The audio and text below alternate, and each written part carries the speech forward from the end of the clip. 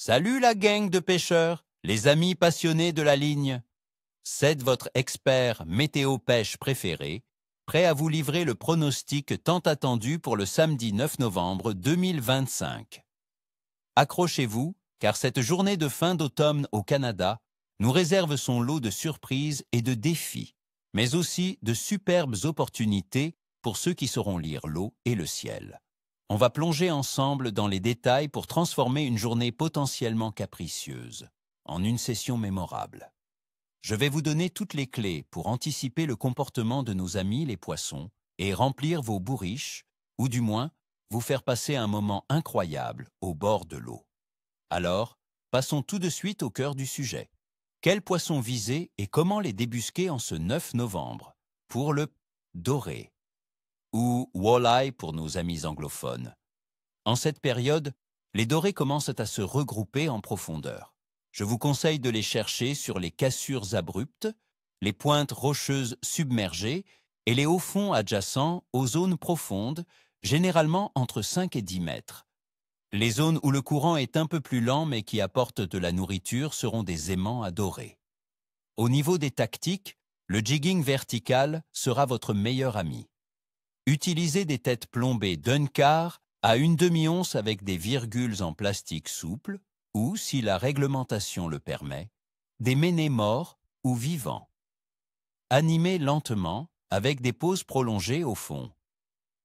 Une petite astuce, variez les couleurs, mais le vert fluo et le orange sont souvent des valeurs sûres en eau froide. Ensuite, le co-brochet. C'est le moment ou jamais de taquiner ces carnassiers voraces. Avec le refroidissement des eaux, les brochets se sentent revigorés et se préparent pour l'iver. Ils seront à l'affût de proies plus grosses.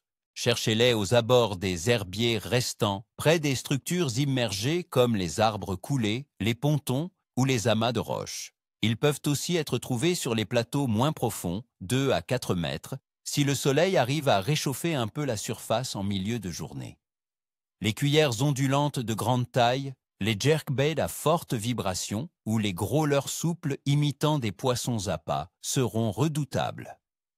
N'oubliez surtout pas un bon bas de ligne en acier ou en fluorocarbone épais, car leurs dents ne pardonnent pas. Et pour les amateurs de truites, notamment la truite grise ou touladi, la truite grise, en particulier, sera active en profondeur. Elle est souvent présente dans les zones plus profondes des grands lacs, là où la température de l'eau est la plus stable, soit environ 4 degrés Celsius. Ciblez les profondeurs de 12 à 20 mètres, près des structures sous-marines et des fosses. La pêche à la traîne lente avec des cuillères lourdes ou des poissons nageurs plongeants peut donner d'excellents résultats.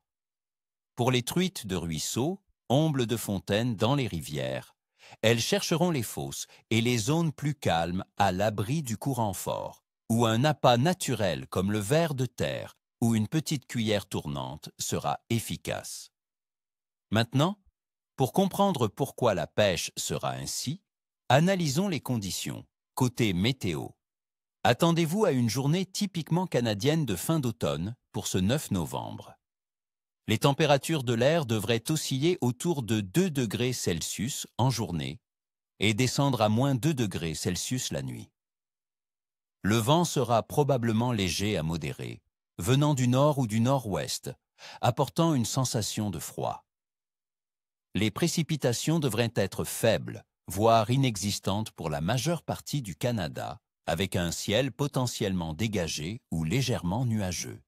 Ce froid constant et cette absence de précipitations majeures maintiennent une pression atmosphérique relativement stable, ce qui est généralement un bon signe pour la pêche, car les poissons ne sont pas dérangés par des changements brusques.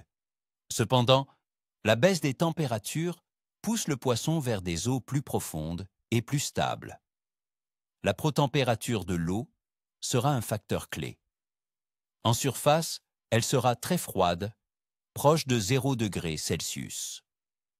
Mais en profondeur, l'eau conserve une température plus stable, souvent autour de 4 degrés Celsius, c'est là que l'eau est la plus dense. Nos amis les poissons, pour leur confort et pour trouver de la nourriture, auront tendance à se tenir dans ces couches d'eau plus chaudes et plus stables. Il faudra donc adapter vos techniques pour pêcher en profondeur. Concernant la baie phase de la Lune, nous serons en lune gibbeuse décroissante, environ 4 jours après la pleine lune du 5 novembre. Selon de nombreuses croyances de pêcheurs, cette phase peut encore être très favorable. L'influence gravitationnelle de la Lune reste significative, ce qui peut potentiellement stimuler l'activité alimentaire des poissons, surtout en début de journée ou au crépuscule. En ce qui concerne LSA's activité générale du poisson, nous sommes en pleine période de frénésie alimentaire d'automne pour de nombreuses espèces carnassières. Avant l'arrivée des glaces, les poissons se nourrissent intensément pour emmagasiner des réserves. Cependant, avec l'eau froide, leur métabolisme ralentit un peu, ce qui signifie qu'ils seront moins enclins à chasser activement sur de grandes distances. Il faudra donc pêcher plus lentement et présenter des appâts de manière plus séduisante et directe. Les espèces comme le doré, le brochet et la truite seront nos cibles principales.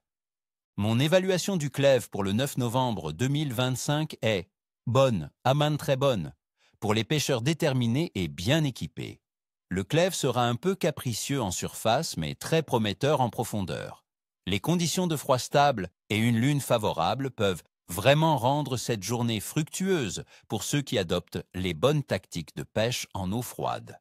Alors, mes chers amis pêcheurs, voilà mon pronostic pour ce samedi 9 novembre. J'espère que ces conseils vous seront précieux.